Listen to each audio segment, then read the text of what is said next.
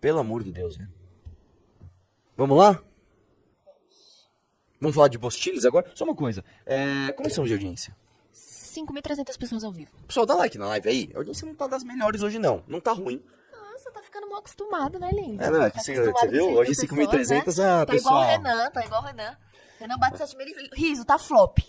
Não, assim, 5.300 é uma audiência, é uma baita audiência. Mas, para... Só queria dizer que quando eu cheguei aqui, 5.000 era o dia de pauta boa, tá? É verdade.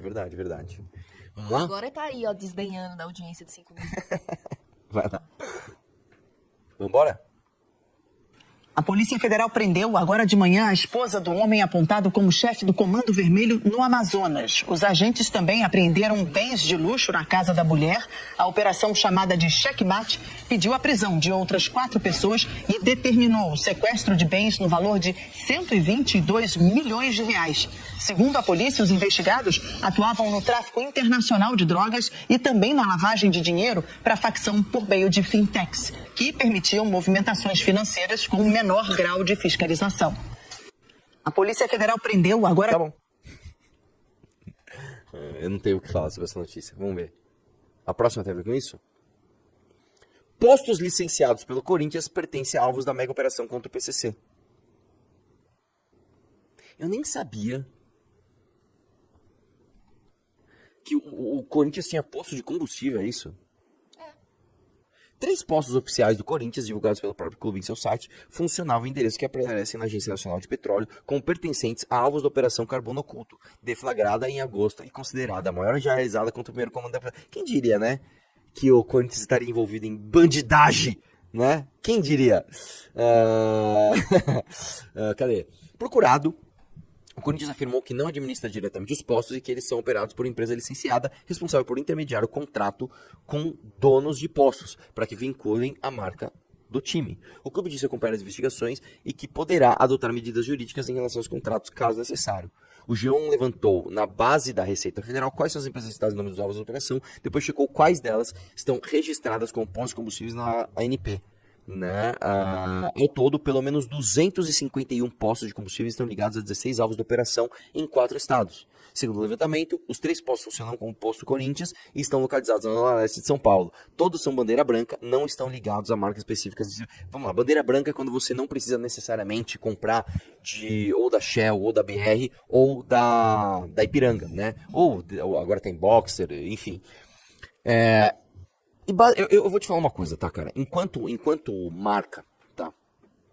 Eu acho uma cagada um clube esportivo associar a sua marca com uma atividade tão diferente da sua e tão complicada como o posto de gasolina, né? Se você falar assim, pô, cara, vamos lançar, sei lá, a caneta esferográfica do Corinthians. Pô, um mercado completamente diferente, mas tudo bem, vai. Caneta esferográfica. Agora, você entrar no ramo de posto de gasolina, velho. Eles vão abrir um hospital do Corinthians, cara, não faça isso. Né? Preserve a tua marca, cara. Vai onde você sabe que você pisa seguro. Agora, a gente sabe que o Corinthians, tá, cara? Eu não tô esperando um time de futebol, tá? Não tenho nenhuma preferência. Você sabe que o Corinthians, ele tem uma relação complicada, inclusive com as esquerdas brasileiras, né? Como é o nome dele mesmo? O cara lá que era do... André Esteves, o nome dele? André Esteves é do BTG, não é? Qual era o nome dele mesmo? André Sanches. Esqueci, cara. O cara que articulou lá o Itaquerão e que parece que levou propina. Esqueci o nome dele. Né? Que é super petista e tal. É isso, velho. É isso. Vocês ficam fazendo isso com a própria imagem de vocês. Tá? Vocês ficam fazendo isso com a própria imagem de vocês. A família da minha mãe inteira é corintiana. André Sanches. André Sanches, né? E vocês ficam fazendo isso, cara. Né? Eu não sei quem é da Zona Leste. Mas nos anos 80 e principalmente nos 90, existia uma marca de tênis chamada Romão. Uma loja de tênis chamada Romão. Coloca no Google aí, calçados Romão. E coloca o pezinho. Era um pezinho amarelo. Coloca na tela aí. Vocês já ouviram falar? Esse era meu primo. Ó. Esse cara é meu primo. Era meu primo, né? Ele faleceu. O meu primo Romão, que era uma figura, cara. Esse cara é uma figura, um cara muito querido, né? Super famoso na Zona Leste. Inclusive o meu avô foi um dos primeiros caras que ajudou, o pai da minha mãe, foi um dos primeiros caras que ajudou o primo da minha mãe, Romão, a trabalhar com calçados. O meu avô era entregador de calçados a pé, ele ia lá entregar sapato a pé, e ele arrumou um emprego pro Romão, e o Romão, cara, empreendeu e ficou gigante. Hoje, eu nem sei como estão as lojas de Romão, mas o Romão, nos anos 90, ele era muito rico. E ele era fissurado pelo Corinthians, fissurado. Tanto que, por exemplo, na casa dele, a porta dele era uma porta de madeira maciça com o símbolo do Corinthians. A cama dele, eu lembro quando eu era criança, eu fui na casa do Romão, isso sei lá, foi em 93. Eu fui no apartamento dele. E ele tinha uma cama redonda, que na época era uma coisa super chique, né? Uma cama redonda com aqueles comandos, igual de motel, sabe? Tipo, você liga a TV na cabeceira da cama, você acende a luz. Isso, em 1990 e alguma coisa, era uma coisa inacreditavelmente chique. E em cima da cama dele tinha um símbolo do Corinthians. Ele era muito, muito corintiano, né? Então, a família da minha mãe sempre foi muito corintiana. Eu sempre conheci muita gente, muito aficionada pelo Corinthians. E aí eu digo pra você, cara, você que é corintiano roxo, você que é um cara que gosta do clube, você tem que ser o primeiro a combater isso, velho. Você tem que ser o primeiro a falar, cara, eu amo esse clube, eu não posso deixar com que a imagem desse clube degringole dessa forma. Eu não posso apoiar André Sanches, eu não posso apoiar, André Sanches, né? Eu não posso apoiar corrupção, eu não posso apoiar que o PCC esteja envolvido com essas caras. Então você que é corintiano de verdade, cara, faça acontecer, velho. Faça acontecer. Sabe, pelo amor de Deus, velho. Pelo amor de Deus. Né? Os caras, é muito engraçado. Os caras fanfic. Não é, cara, eu vou te falar, eu vivi, cara. Eu tenho culpa, cara, na Zona Leste. Perguntem pra qualquer pessoa da Zona Leste de São Paulo quem era o Romão. O Romão era figura. Esse meu primo, só pra vocês terem uma ideia. Ele tinha um cabelo comprido, né? Ele tinha um sítio imenso. Eu tenho várias fotos lá no sítio dele. E ele comprou, na época, uma Mercedes SLK. Eu vou chutar, ano 1996, uma Mercedes vermelha SLK. Que era aquela Mercedinha quadradinha. Aquilo na época era tipo, cara, era quase uma Ferrari. Tá ligado? Nossa! Ele andou até os últimos dias da vida dele com aquele carro. Você tava na Zona Leste, você vê a SLKzinha vermelha, pode buzinar e gritar Romão, que é ele dentro do carro. Romão, conhecia todo mundo, figuraça, gente boa pra caramba. Né? E é isso aí. Deixa eu falar uma coisa pra você, cara. Só temos um membro na Valete hoje, tá? É início de mês, isso tá um absurdo. Você vai ter hoje, sem entrar na Valete, coloca aí, ó. O 3 em 10, que é Trump... Zanin, quem que é ali? É o Zanin? O Lula e o Zanin. Enfim, 3 em 10, 3 notícias 10. O podcast do Zac, uma nova onda totalitária, né, com o Ricardo Almeida. Você vai ter ali o Papo Reto com o Vala, Antissemitismo ou Choro de Perdedor. Tomás Juliano, a estrutura patrimonialista do Estado brasileiro. Ordem do Dia com CPMI e STF-UF com Kim Kataguiri. E você vai levar a revista Valete Nova e vai levar a camiseta Prender uma Turma, irmão. Então entre no Valete Plus agora, é muito importante, tá bom? Pô, não tem ninguém aqui da Zona Leste de São Paulo? Pra falar, pô, conhece o Romão, algo assim. As pessoas são jovens, elas não são velhas igual você. Não, mas assim... lá. Tem sim, ó, o Eduardo Teixeira, grande Romão, comprei caçado lá quando era pequeno. Ainda tem a loja lá na Celso Garcia. Assim, a loja da Celso Garcia era gigantesca. Gigantesca, que depois os shoppings começaram a tomar o lugar das lojas de rua. Tá, mas é... muito bom. Vamos lá? 3 listas. Associados a facções criminosas, símbolos da Adidas... Associado a facções criminosas, símbolo da Adidas, vira sinal de alerta em cidades brasileiras. Ô, louco, o Renan que é todo adidado, né? Ih, Renan! Vamos ver, vai lá. O famoso símbolo das 3 listas da Adidas tem se tornado motivo de preocupação em algumas cidades brasileiras, entre elas Salvador e Rio de Janeiro. No fim de setembro, segundo a empresa da capital baiana, um comerciante relatou ter sido alertado a usar uma camiseta da marca esportiva alemã. Ele disse... Aí é 3, aqui nós somos 2. Cuidado. Troquei e voltei a trabalhar. Me senti ameaçado, contou o homem não identificado ao jornal Correio 24 horas. A referência ao número 3, associada ao símbolo das 3 listas, ligada à facção Bonde de Maluco, BDM, de maluco, né, do BDM, enquanto o número 2 teria ligação com o rival Comando Vermelho. Tá 2. Tá tranquilo, mano. Mas é CV, desde pequenininho, né? Mais uma? No Rio de Janeiro, o símbolo da Adidas, segundo informantes, faria referência ao terceiro comando puro, o TCP. Dessa forma, a comunidade tem orientado a população local a evitar o uso de peças da marca, como tênis e bonés em regiões com influência das facções rivais para evitar associações e grupos inimigos. No passado, vale lembrar, houve registros de assassinatos ligados a símbolos específicos. Um deles foi o caso de um jovem de 18 anos, no início de 2024, por utilizar uma camiseta com estampa do personagem Mickey Mouse, usado como identificação pela organização A Tropa. Vai lá. Para mais notícias, por isso que eu tô falando o seguinte, cara. Quando o Bukele começou a destruir lápide e a galera dos direitos humanos ficou maluca. Ai, você tá destruindo lápide só porque tem o símbolo 18 da facção. Sim. Porque esses caras, tudo, eles são tipo Rei Midas ao contrário. Tudo que eles tocam vira lixo. Tudo que eles tocam vira bosta. Você não vai poder usar uma camiseta da Adidas se você andar num lugar do Comando Vermelho. Porque o Brasil é isso, velho. Não só você tem um estado onde você não pode respeitar as leis de trânsito, você não pode usar capacete, você não vai poder usar... Agora sim, você tomou um tiro na cabeça porque o cara tava de Adidas. Como é que você vai saber disso, velho? Puta que pariu, velho. Então, o que eu tô falando é, você tem que destruir todos os símbolos desses caras. Você tem que destruir, ponto final, tem que destruir, tem que acabar. Tem que acabar. Nossa, o Renan vai ficar pistola com isso. Põe isso pra ele reagir na live dele, vai. Isso vai ser muito bom, porque ele adora Adidas, cara. Ele já falou? Vamos lá. Família do Ceará é ameaçada de morte por convidar policiais do raio para aniversário do filho e pede desculpas em vídeo para salvar a vida. Vamos lá, dá play aí.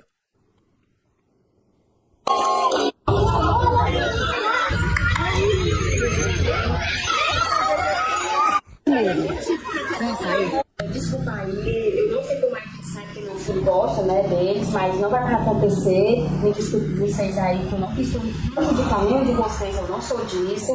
Pode olhar pra minha cara, eu não tenho capacidade de fazer isso com ninguém, sujar ninguém. Eu não tenho conversa com eles, eu não tenho nada contra vocês, jamais. Mas me desculpa aí, não vai mais acontecer, tá? Me desculpe também, bom dia.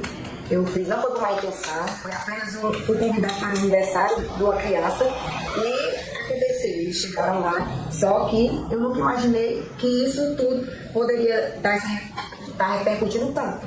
Não fiz isso por má intenção, de prejudicar ninguém, jamais, não sou desse tipo de coisa, pelo amor de Deus, eu tenho a minha família demais, minha mãe já chorou demais, mas se eu errei, me perdoe, por favor, que isso jamais vai acontecer. Antes eu já não tinha contato com nada de negócio de... Eu vou te falar uma coisa. Se você tem um país onde você está proibido de chamar um policial porque seu filho é fã da polícia para ir no aniversário, eu preciso de mais alguma coisa para dizer que o seu país está no caminho errado. Preciso de mais alguma coisa para você dizer isso. Você não pode chamar para um aniversário de criança a polícia. Cara, eu vou te dizer. Quando eu tinha empresa em Guarulhos, uma das coisas que eu lembro que na época a polícia estava fazendo era programas, né, e eles pediam doação às vezes para isso, para aproximar a população da polícia. Essas ações elas eram em escolas e eram em aniversários infantis. Era justamente isso. Então, ó, vamos fazer o seguinte, vamos fazer um futebol numa quadra aqui, tá? E vamos chamar a polícia para que as crianças tenham contato com a polícia, joguem bola com a polícia, para ir transformando na cabeça dessas pessoas, no imaginário desses jovens, a polícia como algo legal, né? Pessoas como seres humanos. Caras que, porra, esse cara também é pai de família, pô, esse cara é legal, esse cara jogou bola comigo, pô, esse cara me ensinou o que é certo. Porque é o que eu te falei, é a referência masculina de força, disciplina e exemplo. É a referência masculina, você precisa trazer esses caras pra dentro, né? Isso foi, sei lá, 2008, por aí. Agora, em 2025, eu tenho que reagir a uma notícia onde uma festa de criança chama a polícia pra, né, deixar o menino feliz e eles têm que fazer um vídeo pedindo desculpa para o Comando Vermelho, para o terceiro Comando Puro, para o PCC, para a ADA, para qualquer facção criminosa pedindo desculpa por isso. Eu não sei mais o que fazer. Se você ainda não entendeu que isso é uma guerra, se você não entendeu que nós estamos em guerra, eu não sei mais o que falar pra você. Eu não sei. Cara, assim, as coisas são tão irônicas que o advogado que fundou o Grupo Prerrogativas, tá? O advogado que fundou o Grupo Prerrogativas foi assassinado, né, por latrocidas. A guerra já consumiu tudo. A guerra já consumiu tudo. Eu não sei mais o que falar, cara. Eu não sei mais o que falar. É muito foda, cara. É muito foda. Vamos lá? Moradores de condomínio em Fortaleza recebem ameaça de morte para deixar o local. Vocês têm 24 horas para irem embora do condomínio. Se desacreditar, vamos pegar vocês na saída. Moradores do bairro de José Alencar, em Fortaleza, passam por um momento de terror na noite desta quarta-feira, após encontrar diversas pessoas ameaçadoras nos muros de seu condomínio. As mensagens exigiam que famílias inteiras deixassem o local em até 24 horas, sob risco de morte, incluindo detalhes como placas de veículos de pelo menos 3 moradores, indicando que os criminosos tinham informações precisas sobre suas vítimas. O clima de intimidação gerou alerta imediato. A Secretaria de Segurança Pública do Ceará reforçou o policiamento da região e as investigações foram encaminhadas ao 14º Distrito Policial. Até o momento, não há confirmação de que alguma família tenha deixado o condomínio. As diligências seguem em andamento para garantir a segurança dos moradores e identificar os responsáveis pela ameaça. Assim, cara, eu já tô cansado de me repetir aqui. Vamos lá, vamos pegar o que Eu tava conversando com o Renan ontem, cara, ele tava no podcast, né? Vocês sabem que o Renan, ele é absolutamente fissurado, né, pelos indo-europeus, né? E o Renan, ele tem uma coisa até infantil, fico zoando ele, que é o seguinte, ele, porra, meu, imagina você ser indo-europeu na época da expansão, né, indo-europeia, meu, sei lá, você conquistar novos territórios, você... Eu falei, não, beleza, Renan, isso aqui é a probabilidade de você ter nascido... Se a vida fosse uma roleta, você vai jogar bolinha, você vai cair onde? É muito mais provável que você caia num povo que vai ser dominado por eles, e aí você vai ser morto e subjugado, do que você tá nesse grupo dominante, né? Mas, vamos lá, vamos dar uma viajada nisso aqui. A tendência humana, tá? Ela é uma tendência expansionista. Eu vou contar uma coisa pra vocês. Vamos dar uma viajada? Posso dar uma viajada ou não, hein? Hein, Chatê? Dá um aí, ou dá um pra viajar e 2 pra não viajar. Eu vou começar e se ficar ruim, vocês me avisam. O negócio é o seguinte, cara. Nós vamos lá na origem da humanidade, vamos passar pelos indo-europeus para chegar no crime organizado. O lance é o seguinte, já dei like na live. Deixa eu ver se eu tenho tempo. Tenho. O lance é o seguinte, quando os humaninhos, né, acho que é assim que se fala, quando os humaninhos surgiram, né, por que a gente surgiu assim, né? O que aconteceu? A gente levantou, a gente era quadrúpede, né, as quadrúpede que se fala ou não? Ou a gente andava, porque, não sei se quadrúpede você pode falar. Que na verdade a gente não era quadrúpede, né? Mas a gente andava em 4 apoios, né? Uma das evidências que você vê quando a gente levantou é o seguinte, os nervos que descem para a coluna, quando você talvez eu confunda aqui, mas quando você anda apoiado em 4 patas, ele sai muito mais para trás da sua coluna. Ele sai do seu crânio, ele sai para cá, ó. Quando você já fica mais ereto do que apoiado nas de 4, né? O nervo que vai para baixo, ele vem mais para baixo, indicando que a sua posição de descanso é assim. E não assim, meio com a coluna em 45 graus. Uma das coisas que é uma descoberta relativamente recente é que o ser humano, ele não desenvolveu o cérebro e por causa disso ele levantou. É o contrário. Ele primeiro levantou e depois ele evoluiu o cérebro. Por que isso é importante? Inclusive, os nossos... Quando você pega um pé de macaco, o pé de macaco não parece um pé, ele parece uma mão, né? Ele tem o polegar virado para fora. Por que o polegar do macaco é virado para fora? Para ele agarrar galho como se ele tivesse uma mão no pé. Então ele é muito mais adaptado a ficar em cima de árvore. Quando a gente teve a... Você sabe que a gente vive numa era do gelo hoje, né? Hoje ainda é a era do gelo. É um verão, entre aspas, na era do gelo. Quando teve a era do gelo, você começou a ter o nível do oceano baixando, as calotas polares aumentando e o meio do planeta, né, tendo muito mais savana do que floresta. Então, o que aconteceu? A competição na floresta começou a ficar muito grande. Por isso, o ser humano começou a se adaptar, para andar menos em árvore e andar mais na savana. Então, o que aconteceu com a gente? O nosso polegar do pé, né, ele foi para frente, né? Então,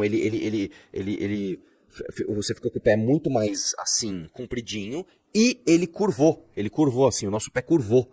Né? Por que o nosso pé foi curvando ao longo do tempo? Se não me engano, o Neandertal eu não lembro agora. Mas por que a gente foi curvando o pé assim? Porque quando você curva, você anda para frente com menos dificuldade. Né? E quando a gente curvou o pé assim, a gente começou a andar mais, a gente começou a explorar savanas e o nosso nariz cresceu. Por que o nosso nariz cresceu? Porque você tem um ar muito seco, né, que ele entra na narina curta de quem está andando na savana e você tem o nariz muito curto, e ele resseca todo o seu pulmão, todo esse trato aqui. Então a gente ficou com o nariz maior, ficou com o pé, com o polegar mais junto e com o pé curvado para você andar mais nas savanas. Né? Nesta mesma época, algumas coisas aconteceram.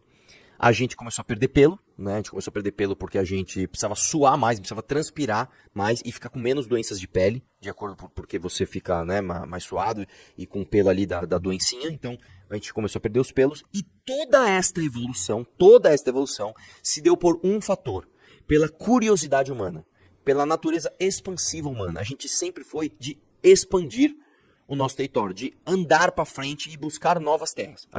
Essa é a natureza que fez com que o ser humano evoluísse. Nós somos projetados para isso. Inclusive, uma outra curiosidade, né? Quando a gente começou a entender o fogo, né? Porque o ser humano ele não conseguiu logo de cara criar fogo, mas ele conseguiu, por exemplo, ter um incêndio na floresta. Eles conseguiam manter uma fogueira acesa por muito tempo. A gente começou a cozinhar alimento. E quando você cozinha alimento, primeiro, você consegue fazer com que o alimento dure mais.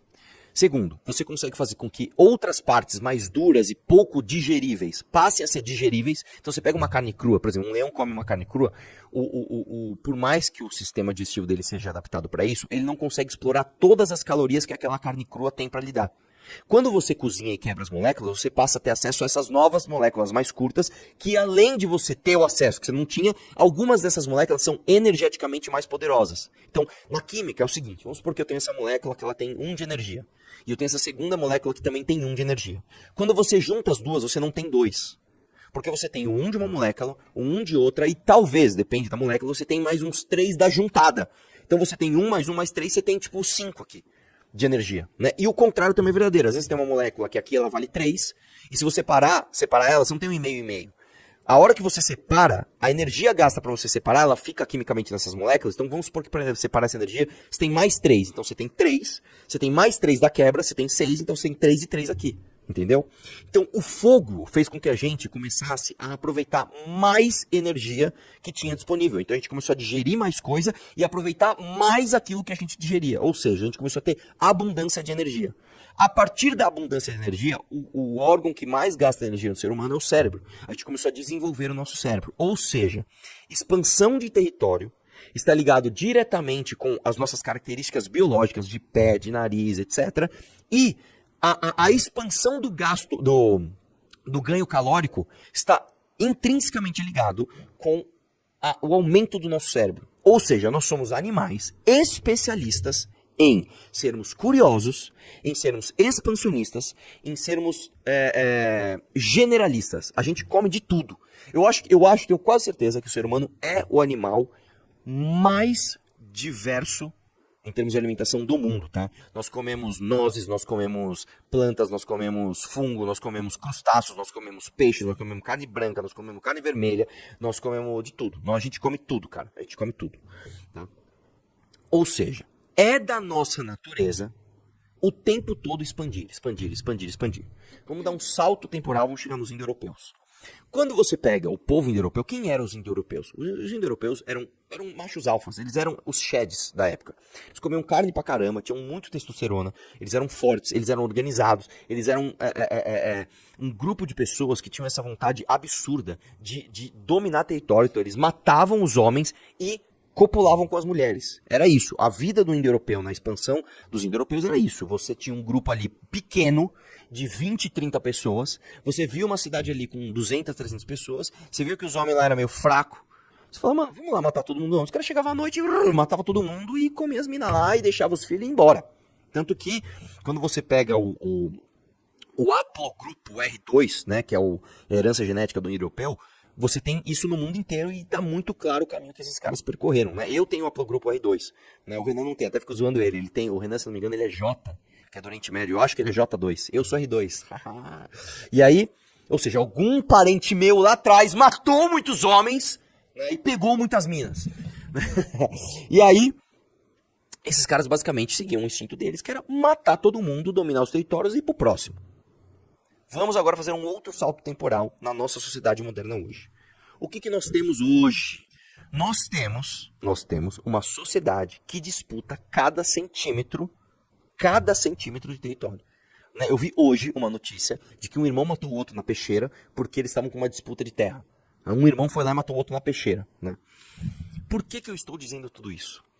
Se você não parar a expansão territorial do Comando Vermelho, do PCC, do ADA, do TCP, você vai, através do estímulo biológico e instintivo do ser humano, entregar cada vez mais território e poder para esses caras, porque isso está ligado à nossa evolução. Nós evoluímos para isso. Se você pegar um ser humano, não importa, velho, se ele é brasileiro, se ele é americano, se ele é japonês, se ele é europeu, se ele é africano, se ele é da Oceania, não importa se ele é alto, se ele é baixo, se ele é forte, se ele é fraco, se ele é preto, se ele é branco, não importa. A natureza dele, ele tem um formato anatômico, o pé dele tem o polegar virado para frente e é curvo, porque ele foi projetado para andar para frente e pesquisar novos territórios. O cérebro desta pessoa chegou a este tamanho, e neste formato e nesses moldes, porque ele foi projetado durante milhões de anos para andar para frente, buscar mais calorias e dominar mais territórios. Ou seja, quando você pega, tá, esta notícia, onde o crime organizado vai num condomínio e escreve um recadinho, olha, sai da sua casa, você não está lidando com um problema, é um probleminha pontual. Não, cara.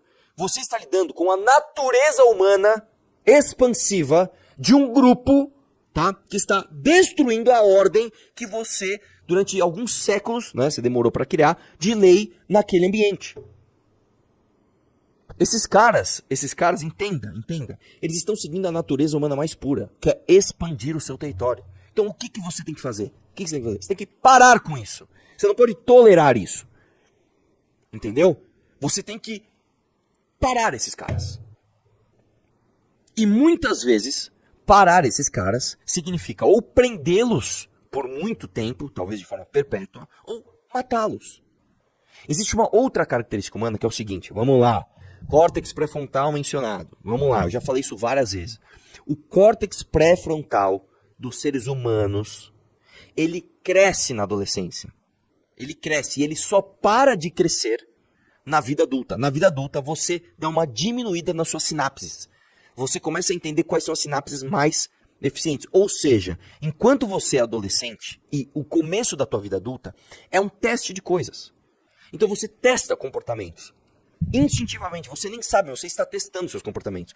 Por isso, quando você tem jovens brasileiros que não têm um pai presente, as experimentações de indisciplina e crimes desses jovens, eles vão ser praticamente naturais. E quando você tem um ambiente de impunidade, você tem o óbvio do óbvio do óbvio. Você tem um grupo de jovens de 14 a 25, 26 anos que cometem muitos crimes de forma reincidente e você só vai brecá-lo se você prender esse cara e soltar ele só quando ele tiver mais de 40. Aí beleza. Aí você tá falando, não, beleza, então vamos pegar um moleque que tem ali os seus 18 anos, 17 anos. Tá experimentandinho na vida do crime, não teve papaizinho pra falar pra você que isso é errado, você não tem o freio moral, então agora não vai mais valer a pena pra você cometer crime, porque você vai ser preso e quando o seu córtex pré-frontal parar de experimentar essas merdas, você vai estar pronto pra sair de novo e talvez, dependendo do crime que você cometeu, você vai ter o direito à ressocialização. É isso. É isso. Entendeu? Então não dá, velho, não dá pra você simplesmente olhar uma notícia como essa e falar, não, vamos chamar o grupo prerrogativo. Pelo amor de Deus, velho. Pelo amor de Deus. Isso eu acabei de falar, isso faz parte da natureza humana. E olha só que interessante. Você sabe que dos hominíneos, né? O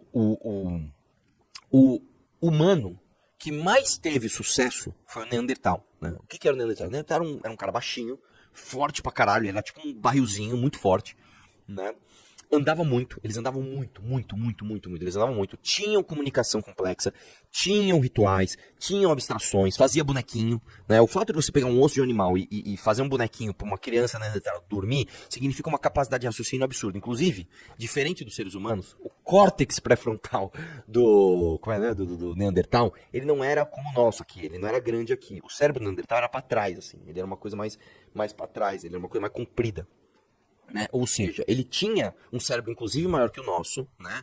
Só que o nosso córtex pré-frontal talvez tenha sido mais envolvido. O que fez com que a espécie Homo sapiens, que somos nós, superássemos os neandertais em adaptação, né? e sucesso. Não foram guerras. Hoje, inclusive, olha só que interessante, não sei se você sabe, mas praticamente todos os seres humanos têm aproximadamente 3% de DNA neandertal. Tá? Só algumas pouquíssimas tribos humanas da África subsaariana, que é aquela embaixo do Saara, não tiveram nenhum contato com o Neandertal. Então assim, a partir do momento que o ser humano saiu da África e subiu, né, e aí virou outras coisas, todo mundo que estava lá em cima se misturou com o Neandertal e virou essa espécie humana com um pouquinho de Neandertal. Quem ficou lá embaixo na África, essas pequenas tribos de humanos, não tem nada de Neandertal, ou seja, nós somos, né, híbridos. Muito provavelmente, os neandertais acabaram, não porque a gente matou eles, mas porque eles se diluíram na nossa espécie. E olha só que interessante. Por que então não foi o Homo sapiens que se diluiu no Neandertal e o Neandertal que se diluiu no Homo sapiens? Porque o Homo sapiens tendeu a criar comunidades muito maiores. Então, enquanto os grupos de Neandertal variavam de 20, 30, 40, 50 indivíduos, os grupos humanos, caçadores-coletores, eles eram de 50, 60, 70, até 150, até às vezes 200 pessoas. Né? E depois da Revolução Agrícola, há uns 13 mil anos atrás, a gente começou a plantar e ficar num território, a gente começou a ter população de milhares de pessoas. o porquê que nós conseguimos fazer isso. Isso é fundamental para você entender a natureza humana. Porque nós temos a capacidade, escuta, nós temos a capacidade de confiar mais do que outras espécies humanas. Nós somos mais colaborativos. Para eu manter uma sociedade com 2.000 pessoas, eu preciso necessariamente criar uma rede de cooperação coordenada, tá? Que traz, inclusive, enriquecimento cultural. O que é cultura? Escuta, o que é cultura? Ô, chat, eu não vou responder. O que é cultura? Fala pra mim. Sem procurar no Google. O que é cultura? Me fala no chat. Enquanto você dá esse delay, eu vou falar outra coisa pra você. Quando a gente tem maior capacidade colaborativa, tá? A gente necessariamente está mais apoiado em outros seres, em outros indivíduos que vão fazer as suas atividades para que a gente se apoie nelas. E nós também vamos ser mais colaboradores de uma sociedade onde a nossa atividade vai fazer com que outras pessoas apoiem na minha atividade também. Entendeu? Deixa eu ver se os caras já estão falando aí. Só uma coisa, como estamos de audiência, minha querida? 5.500 pessoas ao vivo. Louco, deu uma aumentadinha, né? Não, na verdade diminuiu. Diminuiu?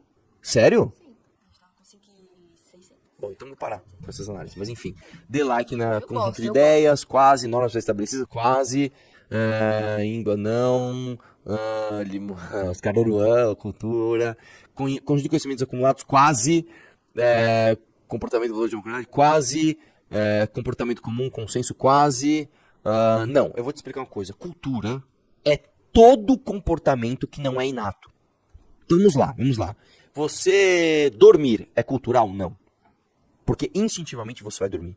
Um leão caçar é cultura? Não é cultura. Agora, um grupo de baleias, diferente de outro grupo de baleias, jogar a foca pra cima antes de matar, enquanto essas aqui matam de uma vez, isso é cultura.